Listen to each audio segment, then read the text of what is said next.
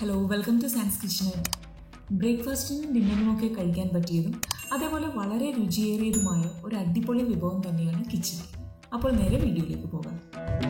ആദ്യമേ തന്നെ 1 കപ്പ് പച്ചരിയും 1/2 കപ്പ് ചെറുപയർ പരിപ്പും കഴുകി വൃത്തിയാക്കി 30 മിനിറ്റ് വെള്ളത്തിൽ കുതിർത്തി വയ്ക്കുക.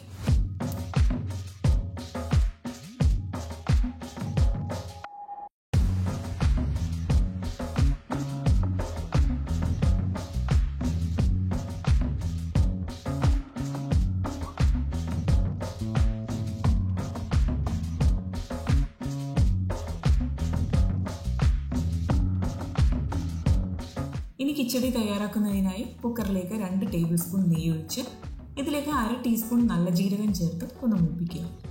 അതിനുശേഷം 1 സവാള ചെറുതായി അരിഞ്ഞതും 1 ടീസ്പൂൺ ഇഞ്ചി, എരിവിനാവശ്യമായ പച്ചമുളകും ചേർത്ത് നന്നായി വഴറ്റിയെടുക്കുക.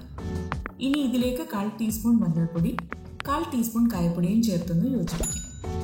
ഇതിലേക്ക് 1 തക്കാളി ചെറുതായി അരിഞ്ഞതും കൂടി ചേർത്ത് വഴറ്റിയെടുക്കുക. ഇനി കുതിർത്ത് വെച്ചിരിക്കുന്ന അരി വെള്ളമെല്ലാം ഊറ്റി കളഞ്ഞതിന് ശേഷം ഇതിലേക്ക് ചേർത്ത് ഒരു 2 മിനിറ്റ് ഒന്ന് വഴറ്റുക.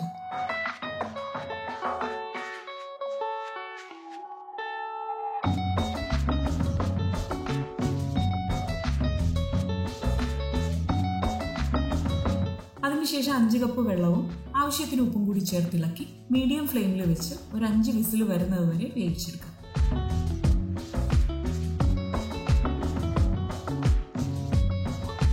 ഇതിലൊരല്പം വെള്ളം കൂടിയാലും കുഴപ്പമില്ല, അതാണ് ഇതിൻ്റെ ഒരു പാകവും രുചിയും.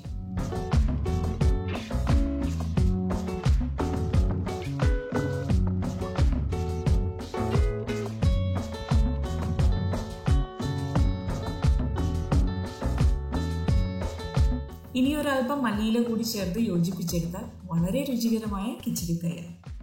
തീർച്ചയായും ട്രൈ ചെയ്ത് നോക്കേണ്ട ഒന്ന് തന്നെയാണ്. Thanks for watching.